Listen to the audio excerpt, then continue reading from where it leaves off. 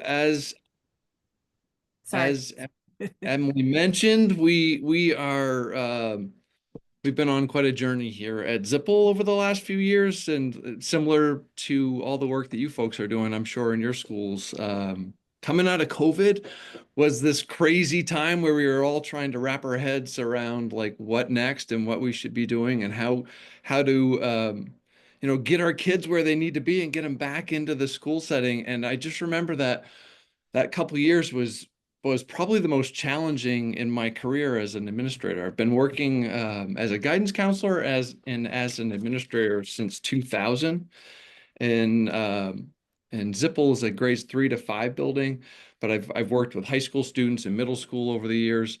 But I just remember that time was just crazy for all of us, Mhm. right? Like think back to that, it was just mind numbing almost. And I don't know if you want me to jump right into this or not, Emily, but I was at a point where I was like thinking, I don't know if I can do this anymore. Like this So, is Chris, I want you to pause right there on that. How many people, you guys can use your reaction toolbars down at the bottom here. How many people felt like that in the years since, if you've been an educator and you lived through the COVID time and how that changed things for us, give us a thumbs up if you felt like you weren't sure if you were going to be able to make it through, right? Like, and I want you to see that that's like a very common experience that many, I hear it every time I train. It's a major theme, and I think it's important for people to know they are not alone. But I'm wondering, Chris, for you, did you feel like you were an odd man out in some ways? Did you feel like others were experiencing the struggle in the same way that you were? Oh, definitely. My staff and my colleagues as administrators here in the same school district, we were all feeling that. I mean, it was just a massive weight on our shoulders. And we couldn't really describe exactly what it was, but it just felt different and it felt heavy. And Hmm. um, people just didn't seem like they were in a good space where they were unsettled. But it was a hard time. And so personally for me, I thought, I don't know if I'm the person to be the leader here in this building anymore, because if I know as a guidance counselor and as a longtime educator, you guys know too, like if we're not in a good place, then we're going to bring the whole place down, around us. And I'm like, I need to be an influencer of positive energy and positive change. And if I can't do that, if I can't get up and go into the building and tackle the day in a good headspace, then I need to be doing something different. And so that was where I was. I was ready to I had my Indeed resume all made out, and I was looking. I was like looking hard to just make a switch completely out of education. Yeah. And I remember you saying that to me, that you came into the training really ready to make a resignation for the work that you were doing because you were ready. You were ready for something different and to 100%, yeah. 100%. And that training, right before that training, we had three influencers. Everybody needs to have influencers in their building, and I had three influencers that went to a training that you had put on here in Presque Isle, Emily, and they came back and they were all jazzed up, and they were really like excited about the work. And when we send folks out to trainings, I always ask them to present at staff meetings. Just give a little nugget of something from the training just to share with your colleagues. And so they came back and they wanted the whole staff meeting to talk. And I love usually that. Personally, I love five, that. 10 minutes, so they were so excited about it. And so I had them present on what they experienced. And then I had the opportunity to go to your training, the Wellness Summit. And that was just a little taste of it that at the state level here in Maine. And then the big game changer for us was when we had 20 or so of our staff members join you at Legacy Ranch last summer. Oh And yeah. that was we were it was like a staff retreat, because I think half the people of the 40 were my folks here at Zipple. And I don't think I even realized there was that many of them from Zipple there. Although I remember that group very, very well. And it was a fortunate retreat setting. Yeah, I mean like excuse me, an event setting. And people don't realize that like a lot of times if I have choice in where I do training, I try to pick locales that have more of a retreat kind of feel to them, just because like I think you were in need of, people are in desperate need of a reset. And it's like, how do you get that? You know, how do you get that? So what was your experience when you first came into the training? What do you remember what you initially thought or what you were feeling? Well, I was hopeful. I was hopeful based on my experience at the Wellness Summit and the influencers that came back to our school and shared from at the staff meeting. So I was hopeful. And you didn't disappoint. And it was an outstanding experience because it brought our team together. And I have about 50 staff members here at Zippel. And so when I talk about 20 going, that's a good chunk of our staff that are buying in, or at least they were interested in knowing more about it. There were a lot of them came in there like me and were like, all right, let's see what this is all about for real, Yeah. and let's get into it. But I mean, I describe it as a retreat because we bonded as a Mhm. staff. We bonded with the rest of the folks that were attending the training from other school districts. So Yeah. we came back for the fall. Of course, that was in the summer, and we wanted that to be in the summer so that we could dive in the fall. And so we came back excited this year and really started implementing strategies and brainstorming how we could use the regulated classroom on a regular basis in our school. And Yeah. And I think that piece about like you, because some people might be thinking like 20 people from a school, that's like a lot of people. How the heck did you pull that off? So it's important to note that it was a summer training and people did come on their own time to that particular event to be able to train. But we've had other schools that have had the good fortune of being able to send over time several folks to go get trained. And I do feel like it creates this critical mass of individuals. Would you agree with that? Do you feel like that it would have maybe been, well, they haven't heard about your journey yet of bringing it back and implementing it, but do you feel like having a good amount of people exposed to the framework and to the experience of it was what has helped you all to really embrace it and use it? 100%. So I keep saying this, but I feel that it's not only important to have an administrator buy-in, and we've talked about that at our regional sessions here, but I feel like it's important to have those influencers, like identify who those folks are in your buildings.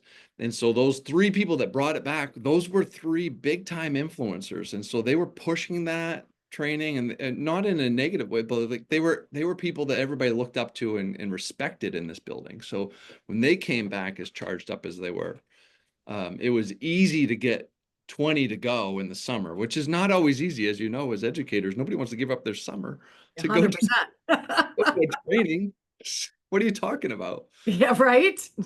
So yeah, that really helped build the momentum. And then I've got some young teachers that are just right full of energy and are willing to tackle anything. And they were a lot of the ones that attended that training. And so just more influencers, I guess, folks with a lot of energy, and they were like, you know what? We're going to do it in our classroom no matter what, whether the rest of the building does it or not. I know it's important, and we're gonna tackle it. So So yeah. so having that experience of like going to the training, really bonding with the staff, being able to come back, we haven't even talked yet about how you then emerged as a lead co-regulator at the state level too. But how did that feel in your nervous system for you when you actually came back to a new school year, refreshed, renewed, reconnected with your own people? How did that show up for you personally? And how do you feel like it was able to be sustained within your school? So the energy that we left that conference with, like that training, it was only a couple weeks before we started school. So the energy was still high, and everybody that attended realized how easy it is to implement these strategies into the day to day. I mean, it's remarkably easy. And Right. so they were not afraid to like push the button and go right into it. And then really in the fall, like when we started, like it was immediate how important it was. Like, it was immediately obvious how important it was to the kids. Like, Mm, the students really responded well to it, whether it was a mindfulness Monday activity where we did a settler to start the day, or if it was our Fun Friday activator activity that we do every Friday morning. Like, the kids got excited about it. And if you even thought about like missing it, they were pointing it out to you in the hallway. Mr. Hallett, that's so you much. forgot Fun Friday this morning. I'm like, no, I didn't. We're gonna do Fun Friday this afternoon. Yeah. I love that you're saying that though, because I think what you're speaking to is the power of these moments that even though they're short, they're these powerful moments of co-regulation and connection. And our kids like are so hungering for that. They want it so much. And it is it is a point of like they because the expectations are there academically and even socially for them, they need opportunities to connect that are playful, that are rhythmic, that are help them calm down. Like their little bodies are also, or teen bodies are craving that as well, right? Just gonna say, I have my daughter's in the high school. Granted, Zippel's an elementary school, but my daughter's in the high school, and she has a few teachers that have gone through your training, and they use the regulated classroom strategies at the high school. Not all of them. The buy-in at the high school is a little bit trickier for It some reason. is. That It came out is. at regional meetings too. But my daughter, she responded well to that. She loves that stuff. She does it at home. Yeah, this is what I'm talking about. Like this, I We all love. need it. We all need it. Well, that's the thing, right? Like it's so foundational to our well-being. It's so foundational to our daily lives, right? To get regulated. So how do you feel like and I know people are gonna want those specific answers of like what was the first thing you did and what are the steps that you took and how did and we can talk a little bit about that, but how did this shift what you were already perhaps doing? Were you guys trying other things at Zipple to maybe address the the tough climate or the challenges that you faced? And um, how did making regulation at the forefront of that work, how did that change things for you? Well, it just created a common language and a kind of a common blueprint for the building. We had folks that were doing a lot of this stuff, whether it be Brain Gym or like, you know, little mini story time in the guidance office with a group of kids sharing, different stories, things like that, or sending kids to the office to get the tissue boxes because they needed a stretch break. I mean, we were doing that. You guys are doing those things too. Like, those are easy. But once we dove into the regulated classroom, we're talking about different strategies as a group. So we do that at the staff meetings. We practice those at the staff meetings. We take them out, find one that we haven't done. Let's try it. Yeah. And it's fun. Like, the staff gets excited about it, and like, and you see people laughing and kind of bonding and building connections. And um so we do that, and then we do our mindfulness Mondays, which is this morning settler that we do right at the end of our announcements after the Pledge of Allegiance. Um, and then we do our Fun Fridays. Um, anyway, the staff just starts talking. I'm like, well, you know what? Like, when they come in for recess, they really seem dysregulated. What if we do a settler right when they come in? Or what about at the end of PE when they're all jazzed up from PE and they're going back to class? What if the PE teacher does a settler right then? So like, you walk around this place different times, you got people rhythm sticks going in the classrooms and the music on the smart boards, and then Hey, you folks, can we just give him some jazz hands, please? They've got the rhythm sticks going. This is like oh, such it's on the regular. music, literal music to my ears. It makes me so happy. Yeah. And how has it changed things? What has been the impact of it for you all in terms of what do you notice that's different? Well, our students just seem better connected to our school. Like, they have things that they're looking forward to. They know that I mean, they don't understand the whole science, with the nervous system, but they know that they feel a little bit better. Like, they know that they were off, coming in from, recess where maybe they had an activity that was stressful, or they got knocked out of Foursquare or whatever, and they just need to calm it down before they start digging into social studies or going to art class, or they just feel they feel it and they talk about it on the regular. All of my kids, and it doesn't matter who they are, they're asking for it, and they're Yeah. asking their teachers for it. And when the teachers don't do those normal daily routines where they've worked regulated classroom in, or if there's a sub there, it's Oh, poor right. son. Now- But now we have teachers that are putting regulated classroom strategies into their sub plans. Oh my God, Chris, Not this is so next just level for me. I can't some of even. the easy ones, but they'll work it in. And Oh my I gosh. don't know about you folks, but like we have a lot of super subs that are in the building on a regular almost every day. And so they see it as a sub in other classrooms, and they're like, nah, I can do that. A lot of them are, retired teachers anyway. They know how to run a classroom, and they just work that in. Right. So I love that. Love that so much. So then tell us a little bit about how, because one of the questions I get asked often is two things. One, like people will say to me, they get trained as a trainer. They're like, okay, Emily, tell me what's the first step? What's the first thing I'm supposed to do when I go to bring this back? And one of the things I always say that annoys people, understandably, is, it really depends on you, your nervous system, and also the climate and culture of your school. Like, I can't give a prescription for everyone to go do the same thing because everyone's in a sort of, even though we face common challenges, we all are living in a unique nervous system and living in a unique collective nervous system. And so, what did you feel like was the thing that has helped you to really dig into this? I mean, I hear you saying common language. I hear you saying that you've made it habituated in the sense that there are things you do with regularity and with routine. And of course, we all know that's very good structure, right? To have so that kids can expect it and can feel that embodied predictability. But like, what were some of the steps that you took? Did you guys have a planning session? Like, how did you decide about what you would do? So we decided in the fall that we wanted to include a couple of things. And so we built those in. We knew they were going to be easy and they weren't going to be a heavy lift. So we did the Mindfulness Monday, we did the Fun Friday activity, and we were going to do the Settler after recess every time. Those were where we started. And it wasn't mandatory that people had to do these things, but that was what we decided as a group that we were going to try to start with.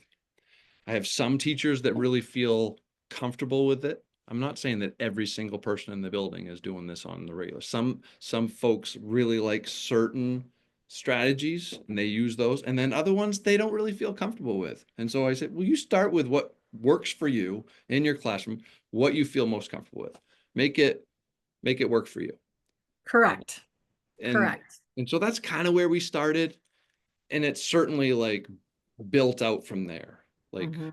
the staff has a better understanding of a lot more strategies that they're using. They'll often, if they try a new one in the classroom, whether it's one that we've practiced at a staff meeting or talked about it in the morning update email, they'll send me either a picture or a video of the kids doing it in the classroom if I missed it, or they'll invite me down, or they'll just send me an email update of like, all right, I went out on a limb and we did this, this activity with the kids, this strategy.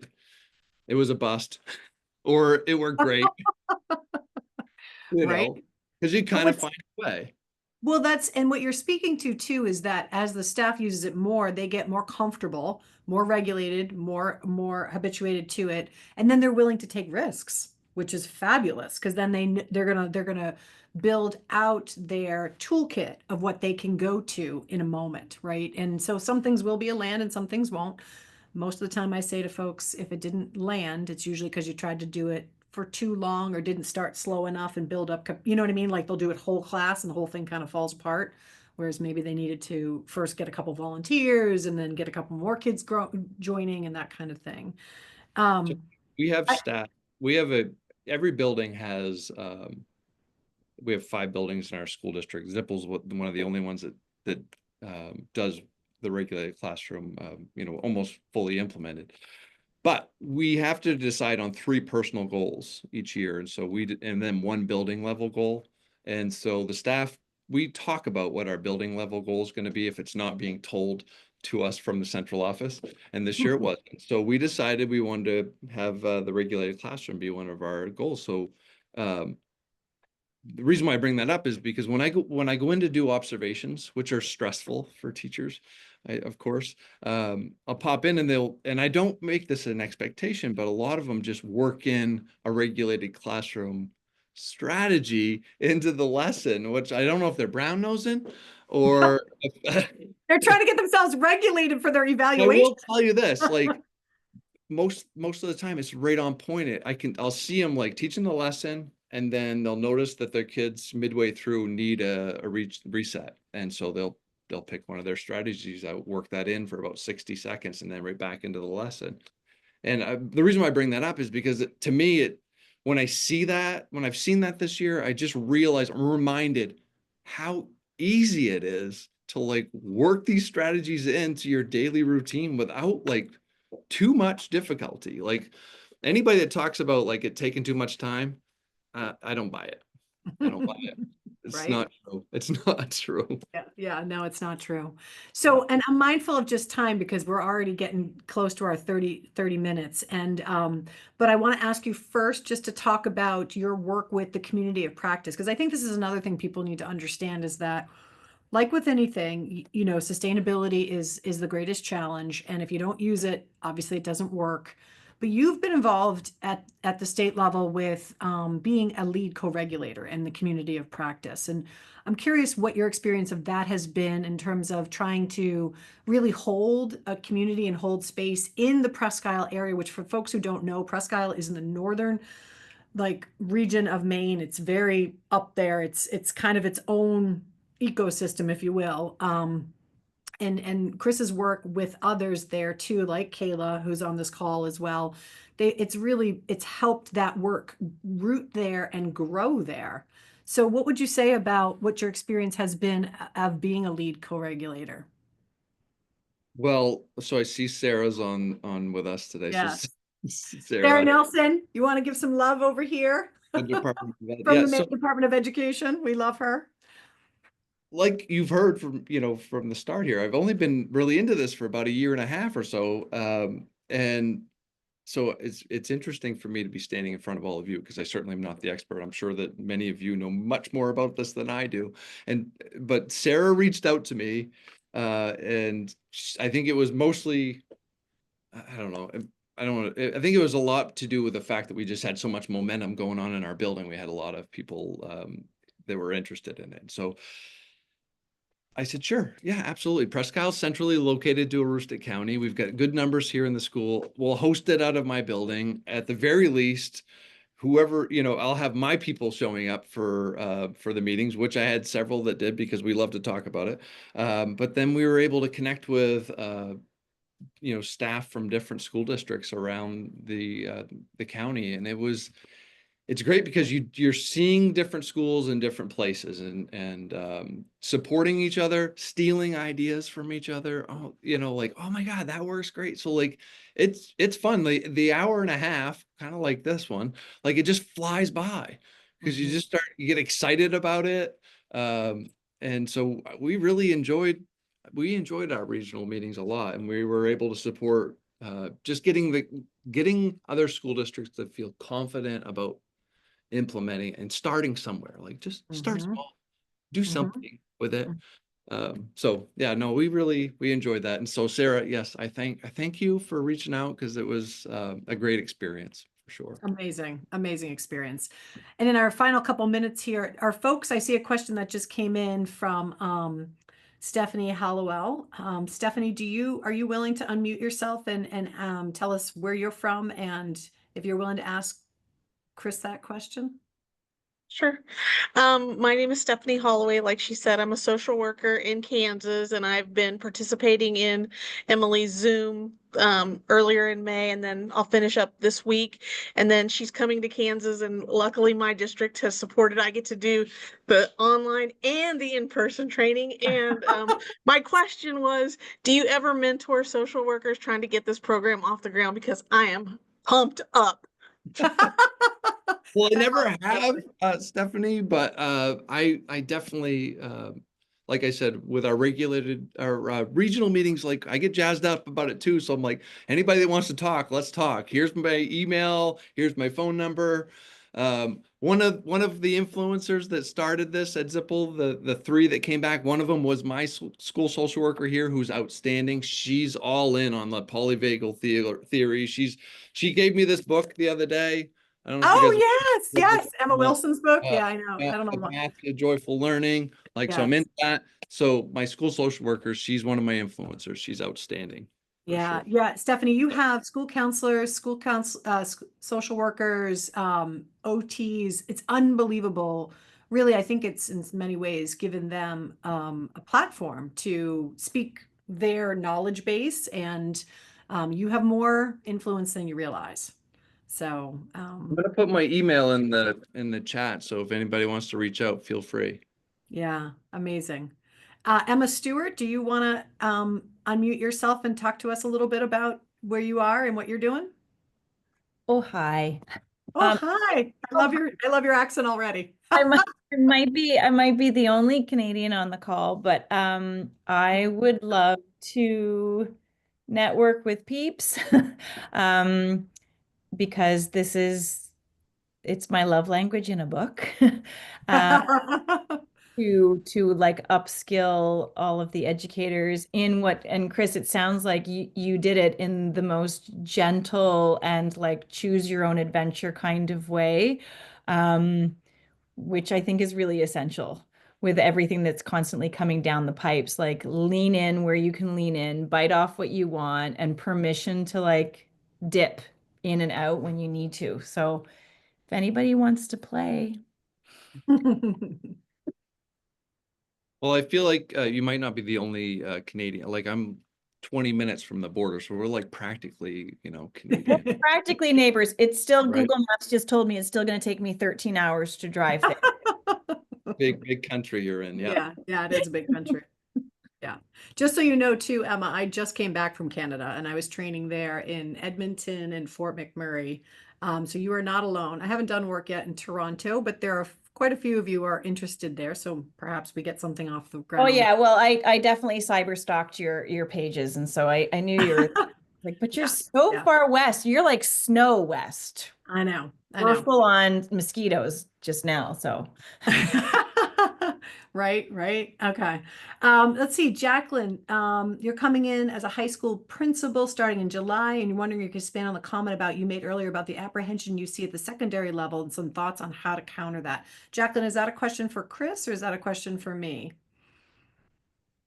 If you don't mind unmuting yourself and chatting for a moment.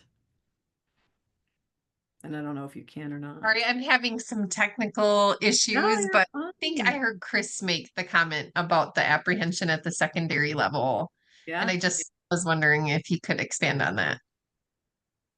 Yeah, so the only reason I mentioned that is first of all, I have a daughter that's at the high school next door, and she knows that her staff have sat through a one-day training with Emily back in the fall. I think October you came to visit, and it was a district-wide. Mhm. He knows that that the staff have been participating in that, and then she doesn't see it as much as she thought that maybe she would, because she knows that dad's coming home talking about it at the elementary level. Then the other reason why I mentioned that is because at our regional meetings, we've had some high school folks come in, and they just feel they've made the comment, several of them, that it has been challenging getting it off the ground at the high school level. And I even heard that when we had our regional group with you, Sarah, just a couple of weeks ago, where everybody was talking about it's just, for some reason, there's some resistance there. I don't know why. I used to be a high school guidance counselor, or a high school guidance counselor, high school principal, and so I know that the focus with my staff at that time was, they're almost like college professors, and they were like these academians, and and maybe they were resistant to that, but like I think it's important to include it at the high school level, and we see the impact with our adults, the staff here. So that's why I mentioned that. It's just, I've heard people mention it to me. Yeah. Okay. What I've heard, Jacqueline, too, so you know, is that so Christy McNaughton, who's one of the lead co-regulators in Maine. So just so folks realize, Maine Department of Education, not only did they invest in the regulated classroom train the trainer program, but then they invested in sustainability through a community of practice that was statewide. Really unique kind of design that they did for that. And I think in many ways has been quite successful. But Christy McNaughton is one of the lead co-regulators for the state, and she's a high school teacher. And she also herself is a wellness coach and a movement therapist and that kind of thing. And she'll talk about that a lot. And what we have discussed is that usually that has to do with the high school people themselves being willing to engage in the practices with the students. So I think there's a Yes. lot of trepidation on the part of the high school people to be playful and to be rhythmic and to engage in settling with high school kids, for fear that the high school kids will be like, what are you doing? This is stupid. What is this type of thing? And Yep. one of the things that I've tried to say to folks is, started to develop the bones of this when I was a high school counselor. And these high school kids and these middle school children are hungry for these qualities of experience. They are hungering for them. They're missing developmental experiences. They are socially isolated. They have too much time on their screens. It's more about us, the adults, trying to really find that place of dipping a toe in with the work and being willing to do that than it is about that the kids don't want it. Because I'm telling you right now, that's not been my experience. And for people who actually use the framework at the secondary level, they'll tell you that's not their experience. In fact, Christy herself said, when I first met Christy, she's a yoga teacher, and she said, I never did this with my students. And I was like, why not? And she's Yeah. like, well, I tried and like they didn't like it. And it turned out she tried to lead like full yoga for like 30 minutes. And I'm like, no, 30 seconds, 60 seconds, 90 seconds. You're dipping a toe in this. That's what you're going to do. And so when she went back and used the framework, she was like, oh my goodness, this is so much what they love and so much what they need. She was shocked. And anybody who knows Christy, feel free to kind of chime in too, because you may have heard her speak about this herself, Kayla, you or even Sarah. But just, I know that she felt the same sort of trepidation. And then she realized when she actually used the framework that it had the same outcomes that what Chris experiences at the elementary level. And anybody else can feel free to unmute yourself, comment. Go ahead, Kayla. Yeah, so I did actually hear her talking about that when I was with her last time. This was in January. We went to a summit and she was describing all of that.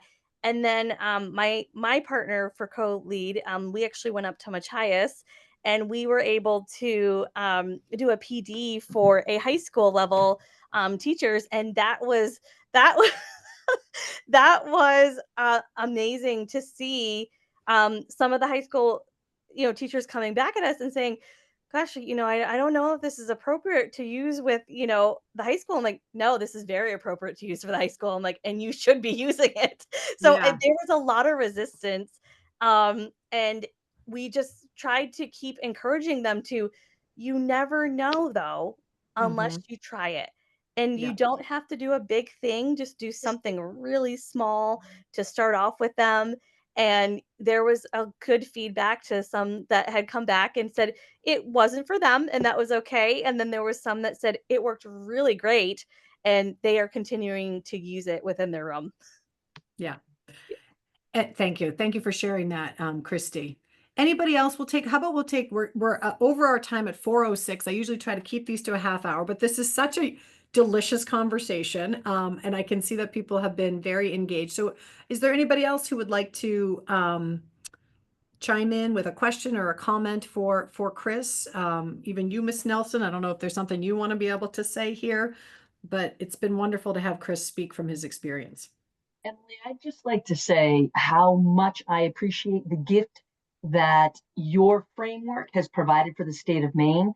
I have the opportunity to hear from people geographically from stem to stern in the state of Maine, and I hear the same story over and over and over again. When we're talking about teacher recruitment and teacher retention, this is what is making it so that teachers are now feeling like, I don't need to get out of the profession. I now have the tools. Commissioner Macon is giving us the stamp of approval saying, yes, use practices of regulation in the classroom, use it for yourself, use it in your own homes. And we've seen nothing but greatness. To Chris Hallett, I say, thank you for being the voice of administration. With we need to have administrators willing to take that leap. And I love how you said, you don't have to do the whole 9 yards. Find something that works for you and then make it your own. We are so fortunate to have Kayla, and I think we had 16 lead co-regulators across the state, in-person community of practices. The feedback has been phenomenal. To you, I say, thank you for this, and Right. find your posse, find the people Right. that can help support you in this. Yeah, totally, totally. So, and that question, it's M. Wilson's book, Polyvagal Path to Education, I think is the name of the title. I don't have it at my fingertips right now, but that was the book that he was mentioning. I also dropped in there for folks who want to see the outcome data, and that outcome data represents more than 500 people who responded to the survey through the New Hampshire and Maine state programs, and that represents pre-K through grade 12, those respondents. So it's not all, the biggest misnomer is that this is just for elementary schools. This is not just for elementary schools, and we definitely have had middle schools and high schools use this and use this with great success. So thank you all for being here today. Can we give some jazz hands to Chris for sharing what he shared so much? Just really appreciate, and just Maine in general has been just an unbelievable partner for the regulated classroom, and we're so proud. I'm so proud of all the work you guys have accomplished there with it, and onward, where we will continue to accomplish more together. So, oh, Elizabeth, I love that. Loved my community practice meetings. Our group is hoping they'll continue next year as well. We're going to figure out some path forward. We are. We are not giving up there in Maine. So thank you all for being here. I really appreciate you all. I'm going to stop the recording now. I will hang on if people have questions, but I just wanted to let you go because time is precious. So thank you all for being here. Take care.